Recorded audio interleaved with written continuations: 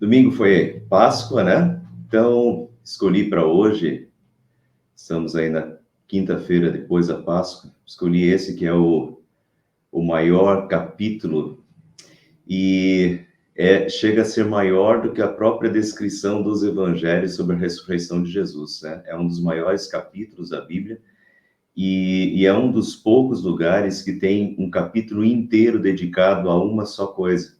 E o apóstolo Paulo dedica um capítulo inteiro, né? 1 Coríntios capítulo 15 é inteiro sobre a ressurreição de Cristo e o que a ressurreição de Cristo tem a ver com a nossa vida. E daí eu coloquei no título a ressurreição de Cristo e a minha vida aqui eternamente.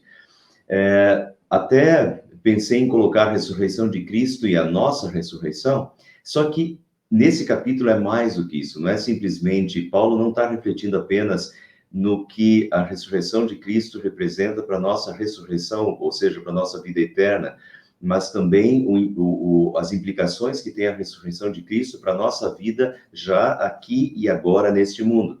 Por isso, o título, A Ressurreição de Cristo e a Minha Vida aqui e eternamente. Bom, eu vou dividir esse estudo, o capítulo é bem extenso, o capítulo são 58 versículos, e como eu falei, é um dos maiores capítulos da Bíblia. Então, 58 versículos, para a gente passar 58 versículos num estudo só, fica demais. Então, eu vou dividir em dois estudos, tá? Mas vamos começar lá, então, no início. Irmãos, diz o apóstolo Paulo, quero lembrar-lhes o evangelho que lhes preguei, o qual vocês receberam e no qual estão firmes. Por meio deste evangelho vocês são salvos, desde que se apeguem firmemente à palavra que lhes preguei. Caso contrário, vocês têm crido em vão. Pois o que primeiramente lhes transmiti foi o que recebi, que Cristo morreu pelos nossos pecados, segundo as Escrituras, e foi sepultado e ressuscitou no terceiro dia, segundo as Escrituras.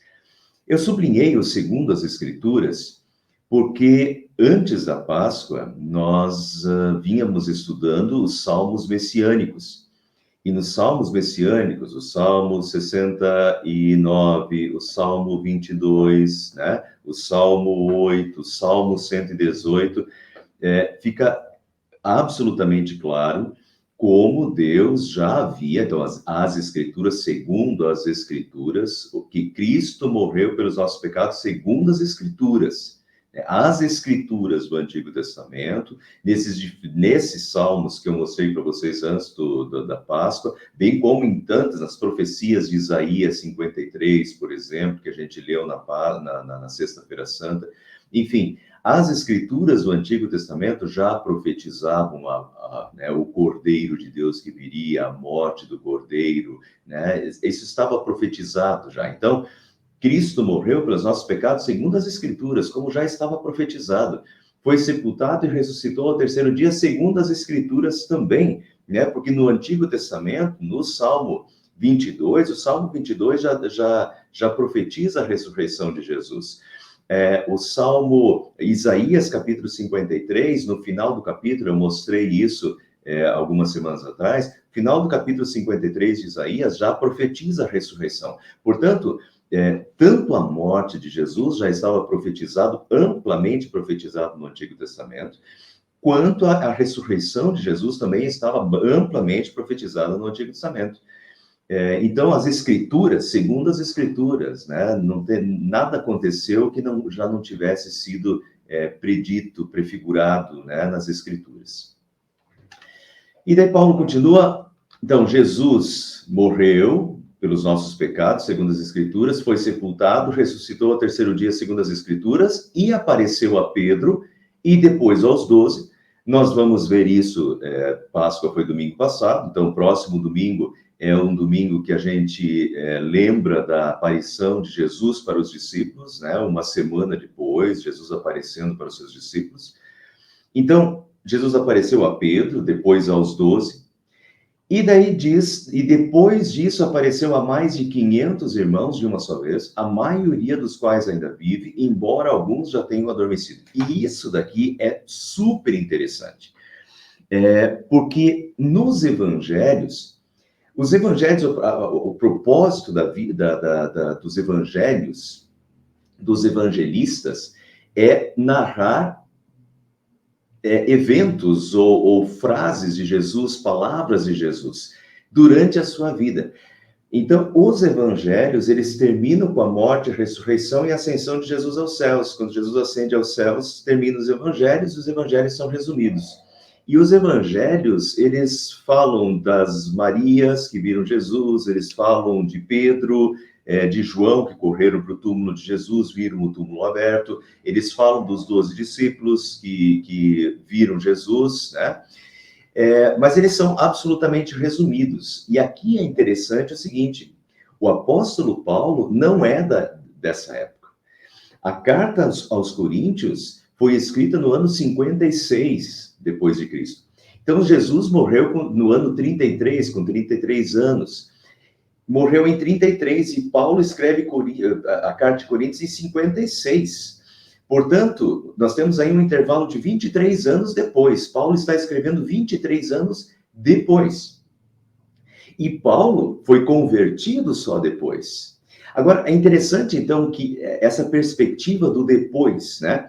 Depois disso, apareceu a mais de 500 irmãos de uma só vez, a maioria dos quais ainda vive, diz Paulo, na época que ele escreveu a primeira carta aos Coríntios.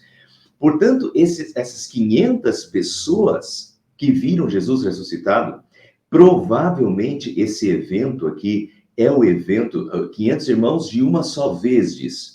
Provavelmente esse evento aqui é o evento da ascensão de Jesus aos céus, porque isso bate perfeitamente com Atos dos Apóstolos, quando Atos dos Apóstolos mostra que os discípulos estavam reunidos, mas os discípulos ali não é só apenas os 12 discípulos, mas eram todos aqueles, você vê que Jesus apareceu para os discípulos no caminho de Emaús, Jesus teve várias aparições, apareceu para as mulheres, então nós não estamos falando apenas dos 12 apóstolos, de algumas mulheres, dos discípulos de Emaús, nós estamos falando de toda aquela multidão de discípulos que vinha seguindo Jesus. De tal forma que na ascensão de Jesus, o texto da ascensão de Jesus já dá a noção de que haviam muitas pessoas ali e que muitas pessoas viram a subida de Jesus aos céus. Mas o apóstolo Paulo aqui agora torna isso mais exato e diz mais de 500 irmãos de uma só vez. Né? A maioria dos quais ainda vive. E aqui é interessante que algumas pessoas, para esculachar a fé, vão dizer assim, está aí os discípulos inventaram. Bom, pessoal, as pessoas que falam isso normalmente não leem a Bíblia e só esculacham, né? Agora, o que eles desconhecem são esses fatos, que nós não estamos falando apenas de 12 pessoas, né? Nós estamos falando de mais de 500 pessoas que são testemunhas disso.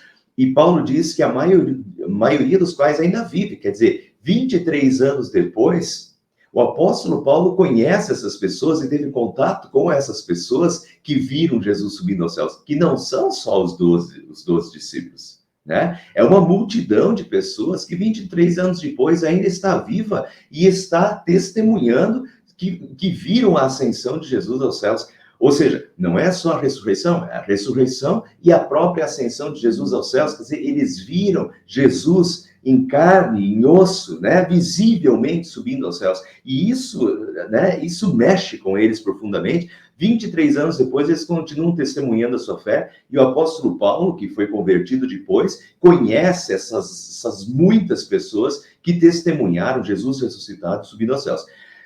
E daí o apóstolo Paulo termina, embora alguns já tenham adormecido. Então, até o apóstolo Paulo até conheceu alguns que testemunharam a ressurreição de Jesus, a ascensão de Jesus aos céus, e até que já tinham morrido. Não estamos falando, como alguns pensam e erroneamente se posicionam, que de apenas 12 pessoas que testemunharam. Muita gente, esculachando a fé, fala, os 12 discípulos se combinaram de dizer que ele ressuscitou para justificar, né, a vida deles, que eles vão continuar com isso, querer ganhar dinheiro em cima disso. Na verdade, não tem nada a ver, porque esses 12 discípulos, eles estão dispostos a morrer, e a maioria deles morreu das formas mais terríveis por causa da sua fé. Então, isso já foi estudado, né? Teve um pesquisador de Harvard que fez uma pesquisa, ele era perito em torturas, né? Em situações de tortura. E ele foi, ele não cria em Jesus, mas ele foi então pesquisar sobre os 12 apóstolos com o fim de mostrar que eram impostores. O resultado foi que ele acabou sendo convertido porque o que ele constatou foi que absolutamente você não teria 12 pessoas até poderiam combinar uma mentira, mas você não teria 12 pessoas dispostas a ir até a morte e a ir até o fim e morrer do modo como os 12 apóstolos morreram. E as mortes deles foram por esfolamento. Esfolamento é tirar o couro, é tirar o couro da pessoa viva, né? Foram apedrejados até a morte, queimados. Então, absolutamente. Então, esse perito de Harvard acabou sendo convertido ao estudar a história dos 12 apóstolos, porque, né, 12 pessoas não estariam dispostos a morrer por uma mentira. E esses 12 estiveram dispostos a morrer por Cristo. Isso significa que eles tiveram um impacto tão forte. Viram, de fato, Jesus ressuscitado e, com isso, comprovou a fé, né? Comprovou a sua fé de que Jesus é Deus e de que ele é divino e de que tudo que ele disse e de tudo que ele fez, tudo que ele disse, tudo é verdadeiro. E vale a pena morrer por esta causa, por este homem, né? Por este Deus e por esta causa. E foi isso que aconteceu. Mas então é muito interessante aqui olhar para isso, para esse texto escrito 23 anos depois, e o apóstolo Paulo testemunhando isso, de que mais de 500 pessoas viram Jesus ressuscitado, e a maioria deles ainda vivos, alguns deles já adormeceram. E eu quero que vocês fiquem com essa palavra, não vou tocar nela agora, mas daqui a pouco a gente vai entrar nela. Alguns deles já... embora alguns já tenham adormecido. Guardem essa palavra aqui, que ela vai aparecer daqui a pouco, daí eu explico um pouquinho melhor. Continuando, depois apareceu a Tiago e então a todos os apóstolos. Por que eu sublinhei Tiago aqui? Os que acompanharam os estudos antes da Páscoa viram, devem lembrar, lá no Salmo 68, 69, que o Salmo profetizava que Jesus, que nem a própria família de Jesus o aceitaria. E isso nós temos em João capítulo 7 e 8, que, de fato, a família de Jesus não cria nele. Tá? Então, está lá em João capítulo 7, eu mostrei para vocês no estudo, lá quando eu estava mostrando o Salmo 69 e como isso se cumpriu, eu mostrei lá, de fato, a família de Jesus não acreditava. Maria, sim, Maria... continuou com o seu filho, né? E vemos Maria em diversas ocasiões junto com Jesus. Mas nós temos lá que os seus próprios irmãos não criam nele. E aqui é interessante. Então, se os próprios irmãos de Jesus não criam, Tiago, esse Tiago aqui provavelmente é o Tiago, irmão de Jesus, que é o Tiago que escreveu o livro bíblico de Tiago lá no final da Bíblia. Assim como Judas, o livro de Judas da Bíblia também é um irmão de Jesus. Então, nós temos dois irmãos de Jesus, Judas e Tiago, que escrevem livros da Bíblia. Só que antes, na época que Jesus estava vivo e ensinando, diz que os próprios irmãos não criam nele. Portanto, esses irmãos não criam em Jesus. Em que momento eles passam a crer? Em que momento? E daí nós não temos isso nos evangelhos. Os evangelhos não mostram. E talvez os evangelhos não mostrem, porque os evangelhos vão até a ascensão de Jesus aos céus, naqueles 40 dias depois da ressurreição.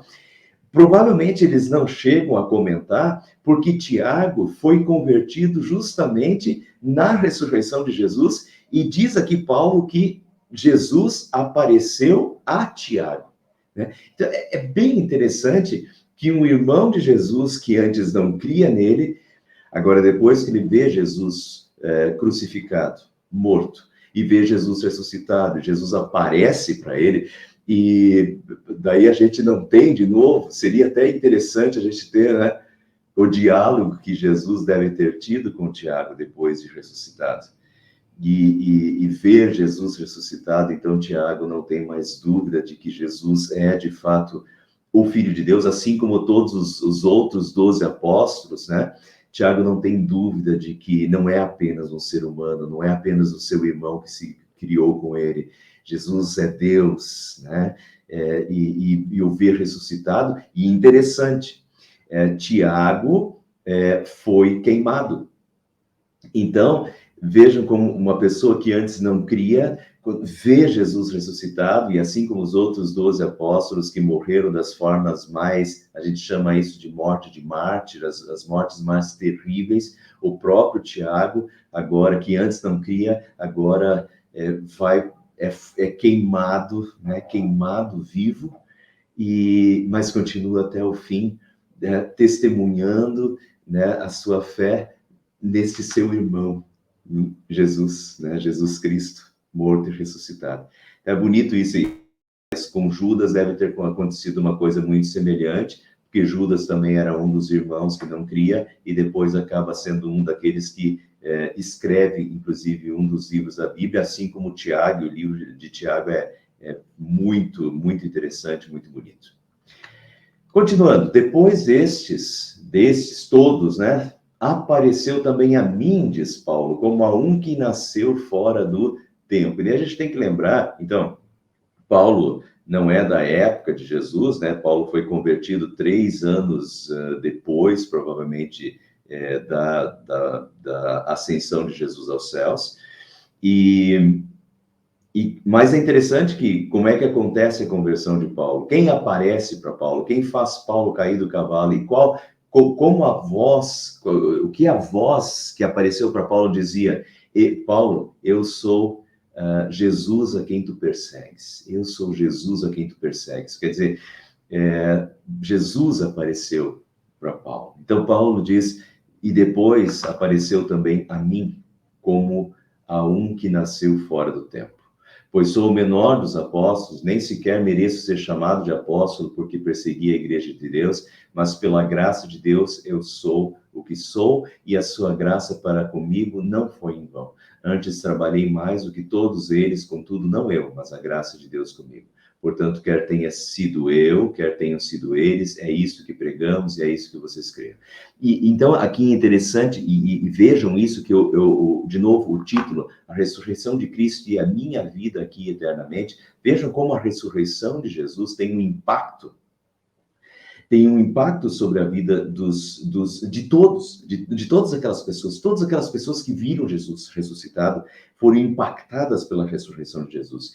E o impacto da ressurreição de Jesus não é simplesmente de enxergar que nós temos vida eterna e um dia nós ressuscitaremos também, como Jesus diz, eu sou a ressurreição e a vida, quem crê em mim, ainda que morra, viverá, e todo aquele que vive e crê em mim não morrerá eternamente. Isso é verdade, mas o impacto da ressurreição de Jesus não é só um impacto de crer que nós um dia ressuscitaremos, mas o impacto da ressurreição de Jesus é um impacto sobre a vida, quer dizer, tudo o que ele ensinou, ele é a verdade. Ele é o Senhor da vida, Ele é o Salvador, e Ele morreu na cruz por mim, e Ele ressuscitou por mim, e há esperança para mim, e isso muda a minha vida. E eu agora estou disposto a dedicar a minha vida a Ele, como Ele dedicou a sua vida por mim. E eu estou disposto a viver por Ele, e eu estou disposto a servi-lo neste mundo, né? Nesse mundo passageiro, até o dia que Ele me chamar para estar com Ele nos céus. Né? Então, isso muda a vida da pessoa. Não é só um futuro, muda agora. Né? Eu passo a viver com uma perspectiva de vida absolutamente diferente, com um norte de vida diferente, e todos os que tiveram contato com Jesus estavam dispostos agora a morrer por ele, morrer pela verdade, porque é verdade, e eles testemunham a verdade. Então, isso aconteceu com os 12 apóstolos, isso aconteceu com Tiago, isso aconteceu com milhares de cristãos dos primeiros séculos, isso aconteceu com o próprio Paulo. Paulo também foi outro que morreu por Jesus e morreu pela sua fé, né? Provavelmente Paulo foi decapitado. Então, veja como o impacto disso sobre a vida, né? As pessoas que têm contato com Jesus e com a ressurreição de Jesus impactam a vida, e a minha vida, eu vivo pela verdade, eu vivo pelo verdadeiro, eu vivo pelo meu Senhor aqui e eternamente. A vida, para mim, já começou, né? Com Cristo, meu Salvador. Continuando, ora, se está sendo pregado que Cristo ressuscitou dentre os mortos, como alguns de vocês estão dizendo que não existe ressurreição dos mortos. Então, estava circulando, por uma infelicidade, estava circulando no meio dos cristãos de Corinto uma heresia, uma falsa concepção de que Cristo não tinha ressuscitado e que não haveria ressurreição dos mortos. Então, Paulo está combatendo isso nesse capítulo. Ora, se está sendo pregado que Cristo ressuscitou dentre os mortos, se está sendo pregado que Cristo ressuscitou dentre os mortos, como alguns de vocês estão dizendo que não existe ressurreição dos mortos, como alguns de vocês, e ele está escrevendo para a igreja de Corinto. Então, alguns da igreja de Corinto não acreditavam na ressurreição. Se não há ressurreição dos mortos, então nem mesmo Cristo ressuscitou. E se Cristo não ressuscitou, é inútil a nossa pregação, como também é inútil a fé que vocês têm. Mais que isso, seremos considerados falsos testemunhos de Deus, pois contra ele testemunhamos que ressuscitou a Cristo dentre os mortos, mas se de fato os mortos não ressuscitam, ele também não ressuscitou a Cristo. Pois se os mortos não ressuscitam, nem mesmo Cristo ressuscitou. E se Cristo não ressuscitou, inútil é a fé que vocês têm e ainda estão em seus pecados. Aqui Paulo faz toda uma filosofia, né, de argumentação, levando eles a pensar na besteira que eles também estão dizendo, estão falando, né? Se Cristo não ressuscitou, é inútil a nossa pregação, como também é inútil a fé que vocês têm. Olha, se Jesus não ressuscitou, então não há vida, não há ressurreição e não há vida. Essa é a primeira constatação. Então morreu, acabou tudo. E se Cristo não ressuscitou, inútil a fé que vocês têm e ainda estão em seus pecados. E essa é outra dedução. Porque se Jesus Cristo não ressuscitou, todos nós, qualquer ser humano, morre. Até os mais heróicos. Nós temos aí túmulos de pessoas famosas, né, pessoas que foram heróis de guerra e morreram. Então, o que diferencia Jesus de absolutamente todos os outros? Porque tiveram muitos que morreram pelas suas causas, né? E que deram a sua vida pelas suas causas. Mas o que diferencia Jesus de todos os outros? Jesus ressuscitou, e quando Jesus ressuscita e volta à vida, ele prova que ele é Deus e Senhor sobre a morte e sobre a vida, né? Então, é isso que nos dá absoluta certeza de que a morte de Jesus na cruz, o está consumado de Jesus na cruz, também foi válido e valida a nossa salvação e o perdão dos nossos pecados, né? Então, é isso que Paulo está trabalhando. Se Cristo não ressuscitou, inútil é a fé que vocês têm. Então, vocês estão crendo em quê? Vocês não podem crer em nada se Jesus ressuscitou, né? Não ressuscitou. É inútil a fé que vocês têm e ainda estão em seus pecados. Então, vocês continuam nos seus pecados, porque a morte de Jesus também não tem validade, vocês não têm prova nenhuma de que a morte dele valeu para alguma coisa, e se vocês não creem em ressurreição, então, no momento que vocês morrer, acabou tudo e não vai dar em nada. Então, de que vale a fé de vocês? É uma fé absolutamente inútil, vã, né? Não leva a lugar nenhum, né? E daí Paulo diz, neste caso também os que dormiram em Cristo estão perdidos. Quer dizer, aqueles que já morreram, se esse é o caso, se não há ressurreição dos mortos, e se Cristo não ressuscitou, então também a morte dele não vale para o perdão dos pecados, e aqueles que já morreram estão perdidos, né? Agora, é claro que Paulo só está fazendo eles pensar, é o contrário, ele já vai continuar o pensamento, mas eu quero lembra que eu pedi para vocês se antenar com o dormiram? É bonito aqui como Paulo usa de novo a palavra dormiram, né? Neste caso, também os que dormiram em Cristo. E esse jeito de falar, essa palavra usada, os que dormiram em Cristo, Não é uma novidade, o apóstolo Paulo gosta muito de usar dessa forma. Vejam o que o apóstolo Paulo fala em 1 Tessalonicenses, capítulo 4, 13 a 15. Irmãos, não queremos que vocês sejam ignorantes quanto aos que dormem, para que não se entristeçam como os outros que não têm esperança. Até um pouquinho depois, e daqui a pouco a gente vai ver isso, na continuação do texto, o apóstolo Paulo chega, depois no versículo 16, 17, o apóstolo Paulo vai falar daqueles que morreram. Então, no versículo 16 e 17, ele usa a palavra aqueles que morreram. Mas antes, ele prefere usar aqueles que adormeceram, aqueles que dormiram, né? Irmãos, não queremos que vocês sejam ignorantes quanto aos que dormem, para que não se entristeçam como os outros que não têm esperança. Se cremos que Jesus morreu e ressurgiu, cremos também que Deus trará, mediante Jesus e juntamente com ele, aqueles que nele dormiram. Dizemos a vocês a palavra do Senhor, a nós os que estivermos vivos, os que ficarmos até a vinda do Senhor, certamente não precederemos os que dormem. Então, 3 vezes ele usa a palavra dormir aqui, significativo e é extremamente consolador, porque quando você dorme para acordar daqui a pouco para um novo dia. Você vai dormir por 8 horas para daqui a pouco, vai dormir de noite para acordar daqui a pouco para um novo dia de sol, de trabalho, né? Então, você não dorme para nunca mais acordar, você dorme para daqui a pouco acordar, né, descansado para um novo dia, um novo e lindo dia. E essa é a moral da história.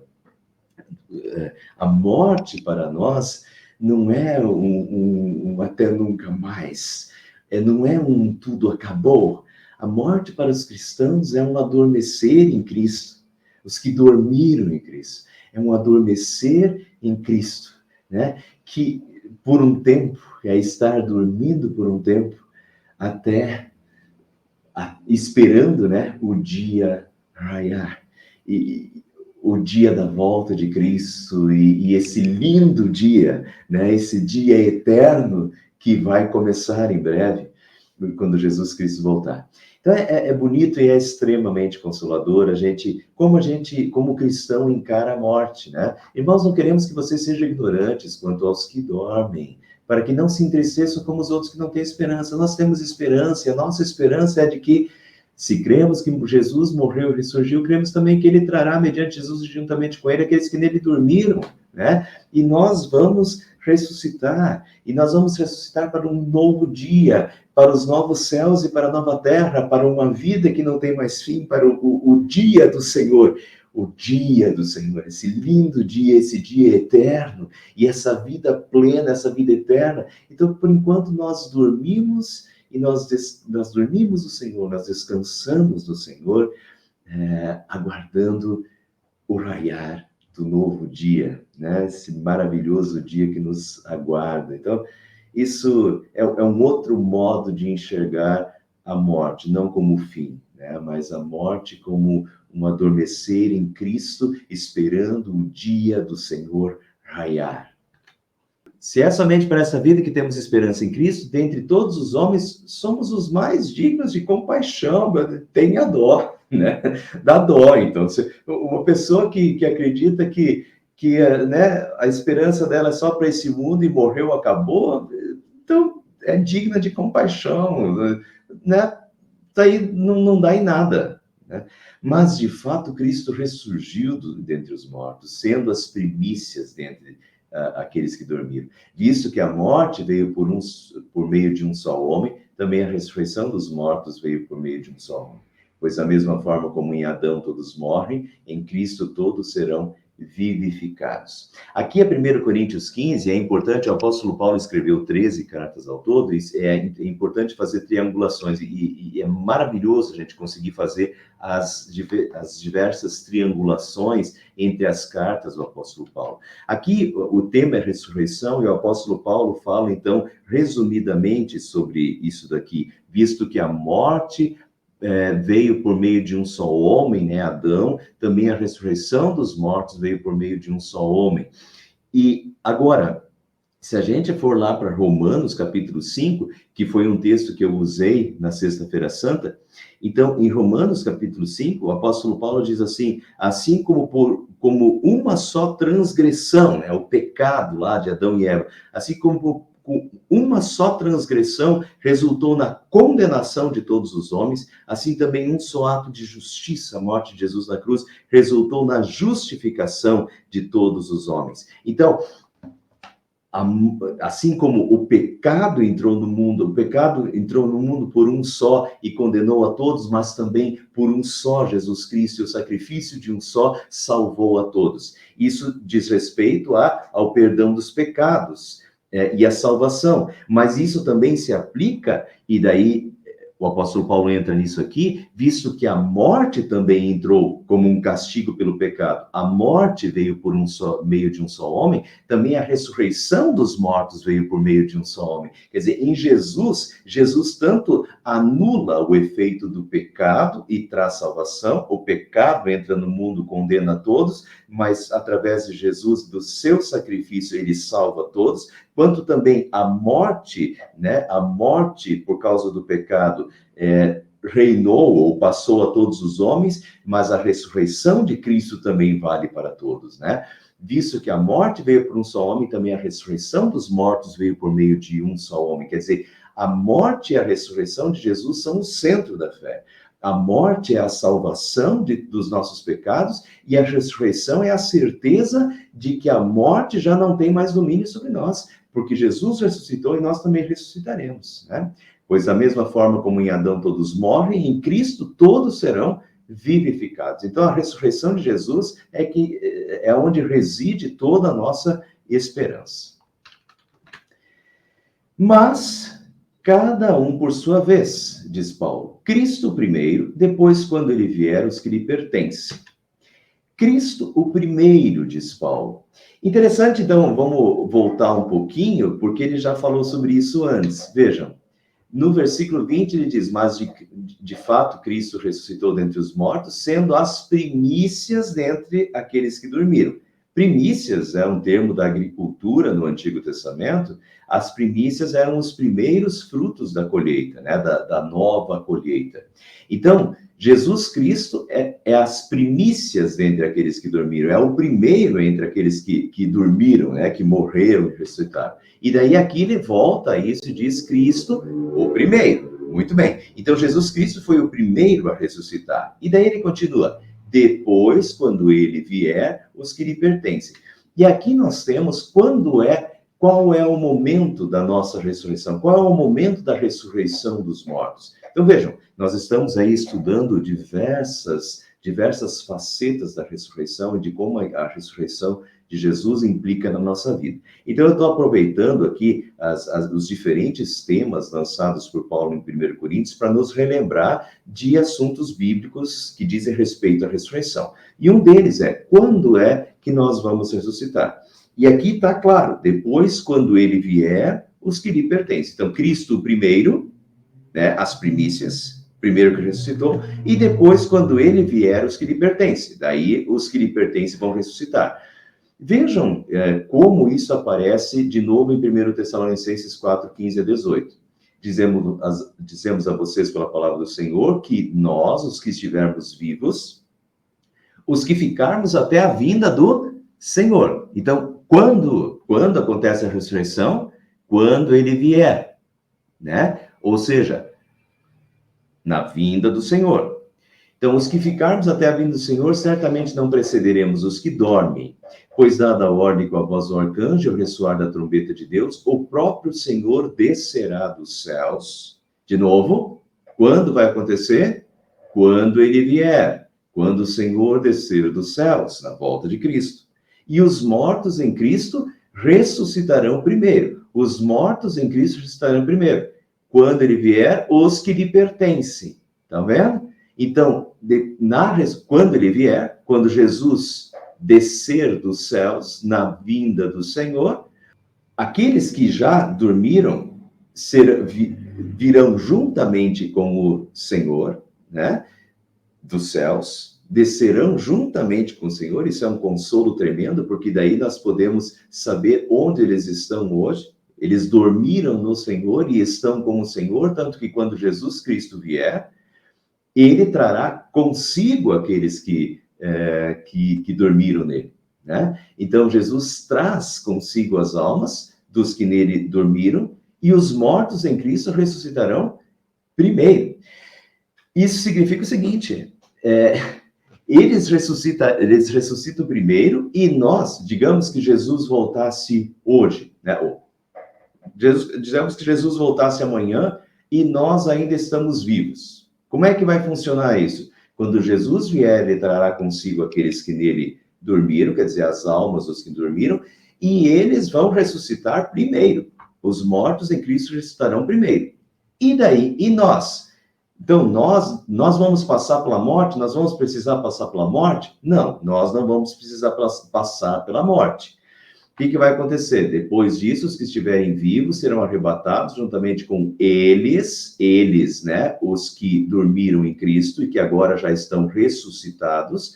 Então, nós os juntaremos a eles nas nuvens para o encontro com o Senhor nos ares. E assim estaremos com o Senhor para sempre. Muito bem. O que vai acontecer, eu vou explicar um pouquinho melhor no próximo estudo, o que vai acontecer com os que estiverem vivos, né? Nós, na verdade, passaremos pela transformação do corpo. Nós não passaremos pela morte, nós não precisaremos morrer, mas o nosso corpo será transformado e glorificado, né? Então, os que morreram vão receber já a ressurreição, quer dizer, o seu corpo glorificado e transformado, e aqueles que estiverem vivos não vão precisar pela morte, mas também vão passar pela transformação e também estarão com seus corpos glorificados. Mas isso eu vou explicar no próximo estudo, tá? Agora eu queria só deixar isso bem claro, né? Quando isso vai acontecer, né? Depois, quando ele vier, vai acontecer quando Jesus vier. Quando Jesus voltar, os que lhe pertencem. Então virá o fim, quando ele entregar o reino a Deus, o Pai, depois de ter destruído todo domínio, autoridade e poder, pois é necessário que ele reine até que todos os seus inimigos sejam postos debaixo dos seus pés. O último inimigo a ser destruído é a morte, porque ele tudo sujeitou debaixo de seus pés. Ora, quando se diz que tudo lhes foi sujeito, fica claro que isso não inclui o próprio Deus, que tudo submeteu a Cristo. Quando, porém, tudo lhe estiver sujeito, então o próprio Filho se sujeitará àquele que todas as coisas lhe sujeitou, a fim de que Deus seja tudo em todos. Mas é um capítulo à parte aqui, né, do apóstolo Paulo no meio desse texto da ressurreição. Vou pular essa parte, tá?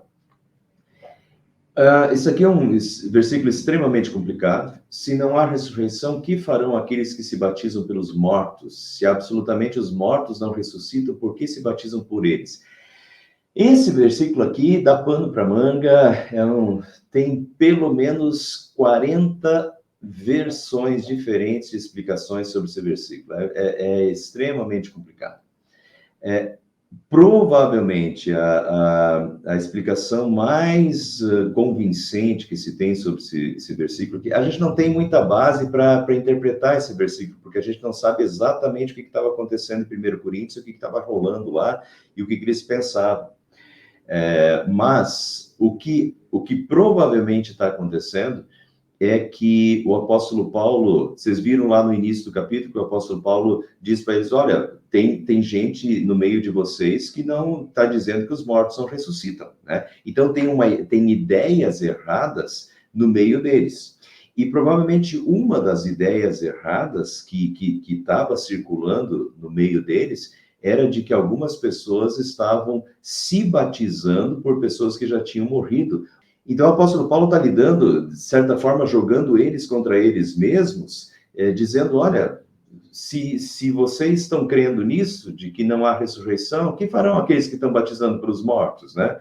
Então, para que vocês estão se batizando pelos mortos? Ele está jogando o argumento deles contra eles mesmos. Se absolutamente os mortos não ressuscitam, por que se batizam por eles? Mas, na verdade, então, não tem fundamento nenhum para falar de de batismo pelos mortos. Isso não aparece em nenhum lugar do Antigo Testamento, nem do Novo Testamento, não tem nem sombra disso.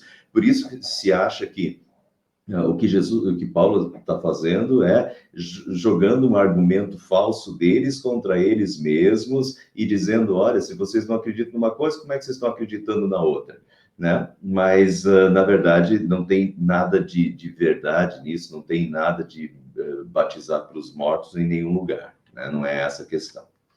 Também nós, por que estamos nos expondo a perigos o tempo todo? E aqui termina, tá, o estudo de hoje. Por que estamos nos expondo a perigos o tempo todo? Todos os dias enfrento a morte, irmãos. Isso digo pelo orgulho que tenho de vocês em Cristo Jesus, nosso Senhor. Se foi por meras razões humanas que lutei com feras em Éfeso, o que ganhei com isso?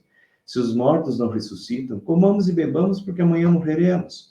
Não se deixe enganar, as más companhias corrompem os bons costumes. Como os justos recuperem o bom senso e parem de pecar. Pois alguns há que não têm conhecimento de Deus, e digo isso para a vergonha de vocês. Tem alguns que não têm conhecimento de Deus, e digo isso para a vergonha de vocês. Então, a primeira das coisas é, não se deixe enganar, as más companhias corrompem os bons costumes. Aqui fica sempre o alerta, né? A Bíblia diz, quem está em pé, veja que não caia. Se nós hoje estamos em pé, se nós hoje temos uma doutrina pura, se nós hoje estamos, né, bem edificados, não vamos dar sopa pro azar, né? Quem está em pé, veja que não caia. E não se deixe enganar, as más companhias corrompem os bons costumes. O que está acontecendo em Corinto, dentro da própria igreja de Corinto, são heresias, são falsas doutrinas, são falsos ensinos que estão sendo alardeados ou disseminados, que estão corrompendo as outras pessoas. As más companhias corrompem os bons costumes.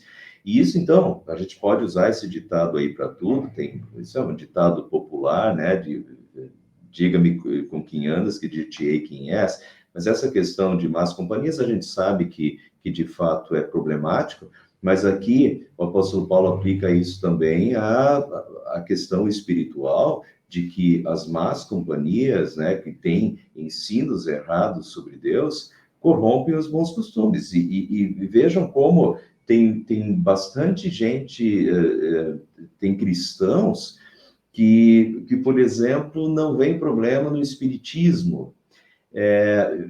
Por quê? Porque às vezes tem contato com os espíritas e vê que, mas eles são gente boa, eles fazem o bem, têm obras de caridade, né, de amor ao próximo, eles também falam de Jesus. Então, vejam, as más companhias corrompem os bons costumes, e daí, a partir disso, a pessoa também já começa a ouvir o lado, né, a crença do espiritismo, daqui a pouco ela pode acreditar, pois é, mas essa questão de reencarnação, eventualmente pode acontecer de fato, uma pessoa reencarnar, já começa, entende? As más companhias corrompem os bons costumes, então tem que cuidar com isso, né?